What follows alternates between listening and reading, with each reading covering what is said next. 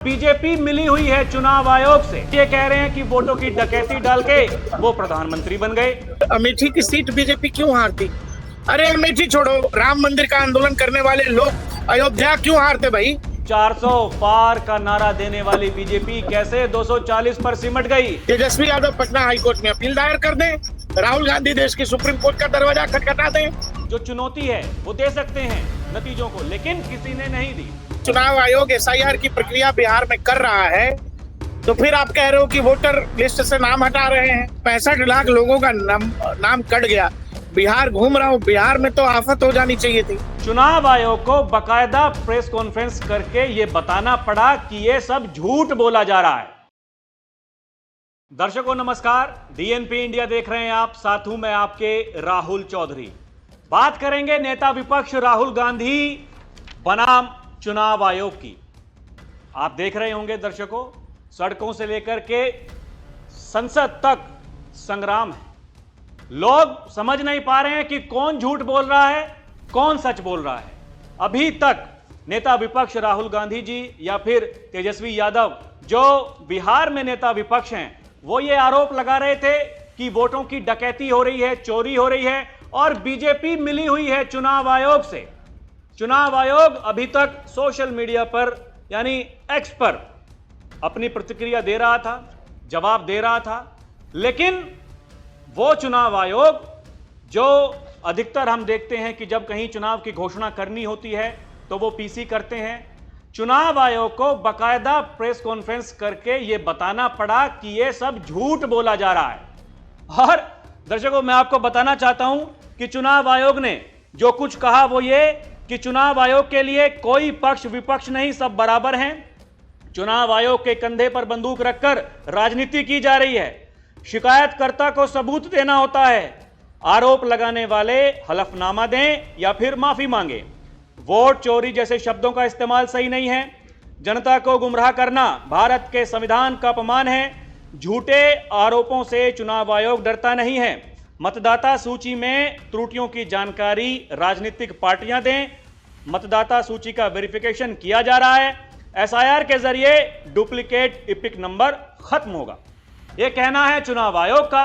लेकिन नेता विपक्ष राहुल गांधी जी वो वोटर अधिकार यात्रा निकाल रहे हैं और उन्हीं के साथ तेजस्वी यादव हैं। वो कह रहे हैं कि हम भी डरने वाले नहीं हैं, हम भी लिखित में नहीं देंगे। और अगर मुझसे हलफनामा मांगा जा रहा है, लिखित में मांगा जा रहा है, तो जो बीजेपी के सांसद हैं अनुराग ठाकुर, उनसे क्यों नहीं मांगा जा रहा है। मेरे सहयोगी प्रकाश हैं मेरे साथ। प्रकाश भाई, ये क्या चल रहा है? लोग नहीं समझ पा रहे हैं किस तरफ जा रही है हमारे देश की राजनीति। राहुल भाई, एक चीज समझिएगा कि अगर अनुराग ठाकुर से हलफनामा मांगता है चुनाव आयोग जी, तो क्या अनुराग ठाकुर नहीं देंगे हलफनामा? अनुराग ठाकुर को हलफनामा देने से डर लगता है। सवाल है कि ये पूरा नैरेटिव का खेल कौन रहा है? किसको इस बात की सबसे ज्यादा चिंता है कि वोट चोरी हो रहा है? और वही वोट चोरी के लिए अगर चुनाव आयोग एसआईआर की प्रक्रिया बिहार में कर रहा है, तो फिर आप कह रहे हो कि वोटर लिस्ट से नाम हटा रहे हैं। कहीं आप कह रहे हैं कि चुनाव आयोग नाम जोड़ता है, कहीं आप कह रहे हैं कि बिहार में चुनाव आयोग नाम काट रहा है। सबसे अजीब बात इसमें पूरी कहानी में यह है राहुल भाई, हम हमारे दर्शकों से भी ये बात रखना चाहेंगे कि जो कांग्रेस की गवर्नमेंट रहते हुए जो नरेंद्र मोदी ईवीएम और इसी इलेक्शन कमीशन के तहत 300 से ज्यादा सीटें जीत करके आए, एनडीए 300 प्लस हुआ, वो नरेंद्र मोदी और अमित शाह इतने बड़े चुनावी रणनीतिकार हैं कि अपनी ही सरकार रहते हुए 400 का नारा देते हैं और पार्टी 240 पे अटक जाती है। ये कैसी चोरी है भाई?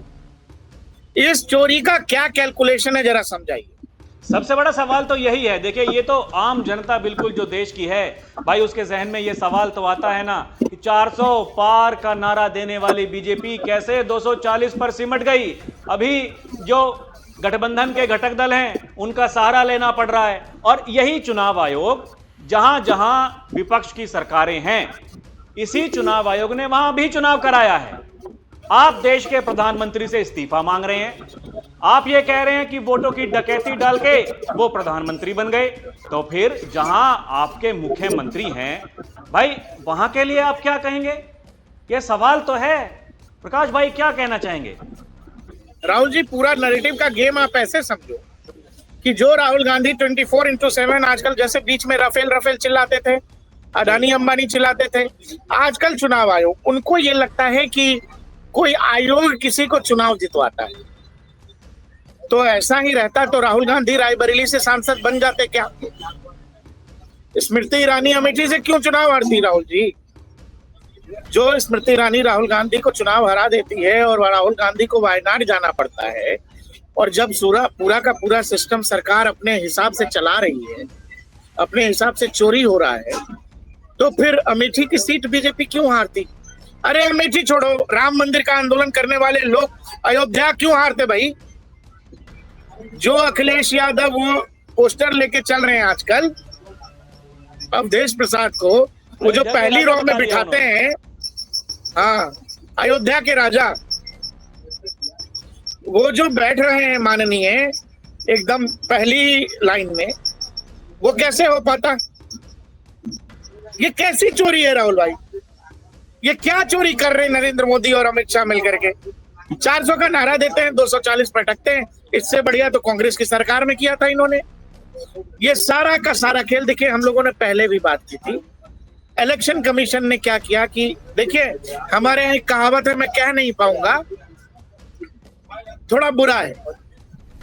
कहने का मतलब ये है कि कोई सामने से कीचड़ में गया, लोग कहते हैं ना कि कोई कीचड़ में है तो आप थोड़ी चले जाएंगे कीचड़ में। लेकिन अब जो पॉलिटिक्स विपक्ष कर रहा है, तो चुनाव आयोग भी कीचड़ में उतर गया।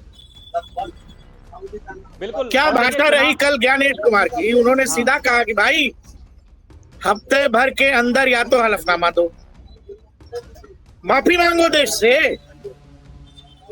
ये जो झूठ आप बोल रहे हैं इसके लिए माफी मांगिए, नहीं तो साबित करिए। अपनी कही गई बात पे आपको भरोसा नहीं है, किस बात का डर लग रहा है?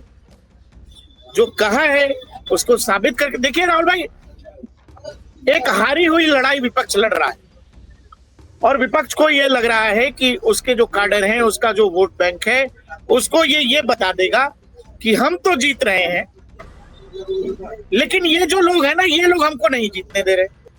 ये बीजेपी ने सिस्टम ऐसा कर रखा है कि ये जीत रहे हैं, नहीं तो लंबे वक्त तक। आप ये बताइए, विपक्ष के पास इतने लंबी सरकार हमने कब देखी देश में, केंद्र में, कि लंबे समय तक कोई नेता प्रधानमंत्री रह जाए, सरकार रह जाए और उस पर भ्रष्टाचार के आरोप न लगे? प्रधानमंत्री आपके पास आज तक देखिए एक भी मंत्री पर आरोप नहीं लगा है। तो ये तो सरकार भाई 11 साल से सरकार में है। ये आपके पास इस सरकार को बदनाम करने के लिए कुछ भी नहीं है। और या तो आप जमीन, दो चीजें हैं, या तो आप जमीन से कटे हुए हैं, आपको जनता की मुद्दों की समझ ही नहीं है, और यही कारण है कि आप बार राफेल, तो कभी नोटबंदी, तो कभी जीएसटी जैसे मुद्दे उठाते हैं और उनसे जनता कन्नी काट जाती है। और फिर आजकल आप जाति, अरे भाई 21वीं सदी का भारत है, ये जाति वाला टोकरा लेके कब तक घूमेंगे भाई? दो चीजें हैं, मैं फील्ड में घूम रहा हूं राहुल जी। एक चीज समझिए, जो प्रधानमंत्री नरेंद्र मोदी का भाषण है कहीं भी, उसमें वो क्या बात करते हैं? उसमें वो भविष्य के भारत की बात करते हैं, भारत के आर्थिक ताकत होने की बात करते हैं, सैन्य शक्ति होने की बात करते हैं, पॉलिसीज पर बात करते हैं। राहुल गांधी क्या बात करते हैं? राहुल गांधी के भाषणों में क्या आता है निकल करके? जाति की कहानी, आपस में जातियों के बीच क्या है, जातियों की गिनती होनी चाहिए, और ऐसा लगता है कि जातियों की गिनती हो जाएगी, इससे भारत बड़ा सुदृढ़ हो जाएगा। राहुल गांधी जी की दादी कहती थी कि जाति जो है भारत के विकास में अड़चन है, लेकिन जो राहुल गांधी हैं उनको इंदिरा गांधी से ज्यादा समझ है। वो ये कह रहे हैं कि हम अगर जाति गिन लेंगे तो भारत की समस्याओं का हल हो जाएगा। अब देखिए, ये वो दौर नहीं है जहां अखबार नहीं है, टेलीविजन नहीं है, 24/7 सरकारें और नेताओं की स्क्रूटनी करती है जनता, 24/7। आपके पास क्या एक मॉडल है? राहुल गांधी जो बात कह रहे हैं, क्या आपके पास एक मॉडल है पूरे देश में? आपकी सरकारें हैं, आपकी सरकार है तेलंगाना में, आपकी सरकार है हिमाचल में, कर्नाटक में आपकी सरकार है। आप देश को मॉडल दे दो। आप देश में एक नया मॉडल खड़ा कर दो और कह दो कि हम देखिए जी हमने वहां करके दिखाया, हम पूरे देश में करेंगे, क्यों नहीं कर रहे हो? दे दो कर्नाटक में ना सबको जॉब। हरियाणा में सरकारी दफ्तरों में काम करने वाले लोगों के लिए आपके पास पैसा नहीं है उनकी तनख्वाह देने के लिए, माफ करिएगा हिमाचल में। और आप लगातार केंद्र सरकार से कर्ज लेते रहते हैं, ये आपकी पॉलिसी है। तो सवाल है कि क्या आपके पास दिखाने के लिए कुछ है? कि जैसे नरेंद्र मोदी थे, नरेंद्र मोदी ने गुजरात में किया था, उन्होंने कहा कि हम गुजरात मॉडल है मेरे पास, हम देश में ये करना चाहते हैं। बीजेपी के पास योगी आदित्यनाथ का मॉडल है, वो की कानून व्यवस्था पर हम देश में ऐसा कर सकते हैं। लेकिन राहुल गांधी केवल बोल रहे हैं, जो बोल रहे हैं। जी, सवाल ये है कि देखिए आप क्योंकि बिहार में हैं और लोगों से ये पूछ रहे हैं कि भाई साहब क्या होने वाला है चुनाव में, क्या होगा क्या नहीं होगा, लोगों के जो मन के बात है, जो उनके मन की बात है भली भांति आप जान रहे हैं। मेरा सवाल ये है कि जो राहुल गांधी यात्रा निकाल रहे हैं, वोटर अधिकार यात्रा, कितना असर वो डाल सकती है बिहार की राजनीति पर, बिहार के मतदाताओं पर? लोग क्या सोच रहे हैं, क्या बात कर रहे हैं? आप इस बात को ऐसे समझो राहुल जी कि राहुल गांधी कह रहे हैं कि बिहार में 65 लाख लोगों का नाम इलेक्शन कमीशन ने काट दिया, लेकिन उसी रैली में मल्लिकार्जुन खड़गे कह रहे हैं कि मुझे नहीं सुनना चाहते लेकिन मैं बोलूंगा, और नहीं सुनना चाहते तो क्यों आए हो? 10 आदमी भी होंगे मैं तब भी बोलूंगा। आप समझो कि आपके मुद्दों को, आपकी बात को जनता कैसे ले रही है। इसमें बोलने बताने की क्या बात है? अरे भाई 65 लाख लोगों का नाम कट गया, बिहार घूम रहा हूं, बिहार में तो आफत हो जानी चाहिए थी। राहुल जी इस पूरे मामले में सबसे अजीब बात ये देखिए कि इलेक्शन कमीशन ये कह रहा है और राहुल गांधी भी कह रहे हैं कि भाई 65 लाख लोगों का नाम काट दिया। इलेक्शन कमीशन तो ये कह रहा है कि 22 लाख लोग तो उसमें से मरे हुए हैं, बाकी जो वहां बाहर गए कभी लौटे ही नहीं। जिनको आपत्ति होगी वो 1 सितंबर तक आपत्ति कर सकते हैं। केवल 28,000 लोग ऐसे हैं बिहार में जिन्होंने आपत्ति दर्ज कराई है। अब सवाल है कि जो पूरी प्रक्रिया थी एसआईआर की, इस पूरी एसआईआर की प्रक्रिया में जो चुनावी राजनीति करने वाली राजनीतिक दल है, इन सब के प्रतिनिधि शामिल थे। एक आपत्ति किसी पॉलिटिकल पार्टी और बीएलए की तरफ से नहीं गई है, लेकिन राहुल गांधी और तेजस्वी यादव कह रहे हैं कि सब कुछ खराब हो रहा है। अरे भाई आरजेडी के लोग, कांग्रेस के लोग यहाँ पर इस पूरी प्रक्रिया में शामिल थे, आपको बोलना चाहिए था। आप वहां आपत्ति दर्ज नहीं करा रहे हो, आप एफिडेविट पर लिख के नहीं दे रहे हो, लेकिन आप घूम घूम के, अरे भाई आप इस देश में हाई कोर्ट है, इस देश में सुप्रीम कोर्ट है। तेजस्वी यादव पटना हाई कोर्ट में अपील दायर कर दें, राहुल गांधी देश की सुप्रीम कोर्ट का दरवाजा खटखटा दें कि इलेक्शन कमीशन वोट की चोरी कर रहा है, लेकिन नहीं। ये सारा नैरेटिव बांधा जा रहा बस इसलिए कि जो हमारा वोट बैंक है, जो हमको जीतता हुआ देखना चाहता है, लेकिन जैसा कि अमित शाह कह रहे हैं कि शायद अगले 20 साल तक कोई वैकेंसी नहीं है, तो फिर उनको कैसे बताएंगे कि हम क्यों हार रहे हैं? तो यही बता देना कि भाई साहब हम तो जीत रहे हैं, ये सिस्टम हमको हरा देता है। तो दर्शकों, चुनाव आयोग क्या कह रहा है? चुनाव आयोग ये कह रहा है कि अगर आपको दिक्कत है तो ये जो ड्राफ्ट मतदाता सूची जो हमने सभी राजनीतिक दलों को दी है, आप उस पर आपत्ति दर्ज करिए और जो जो आपकी शिकायतें हैं वो बताइए, वो ठीक होंगी।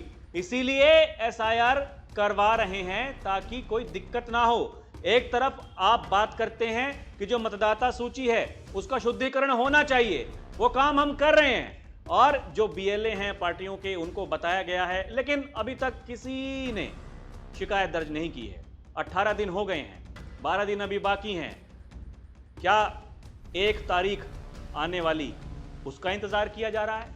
यही चुनाव आयोग ने कहा भी कि 45 दिन का वक्त होता है, चुनाव के नतीजे जब आते हैं उसके बाद में आप जाकर के चाहें तो जो चुनौती है वो दे सकते हैं नतीजों को, लेकिन किसी ने नहीं दी। 6 महीने का समय लग जाता है ये बताने में कि देखिए चुनाव में धांधली हुई है, डकैती हुई है, चोरी हुई है। तो दर्शकों, ये कहां तक जायज है? आप क्या कुछ समझ पा रहे हैं? आपको क्या लगता है? क्या चुनाव आयोग सही कह रहा है? क्योंकि अभी भी कुछ लोग ऐसे हैं जो ये कह रहे हैं कि चुनाव आयोग की प्रेस कॉन्फ्रेंस देख करके उन्हें हंसी आ रही है। क्या उन्हें जो हंसी आ रही है उनकी हंसी जायज़ है, या फिर चुनाव आयोग जो कह रहा है वो जायज़ है? हमें कमेंट करके ज़रूर बताइएगा। अभी के लिए इतना ही। आप देखते रहें DNP इंडिया, हर खबर भरोसे के साथ। नमस्कार, जय हिंद।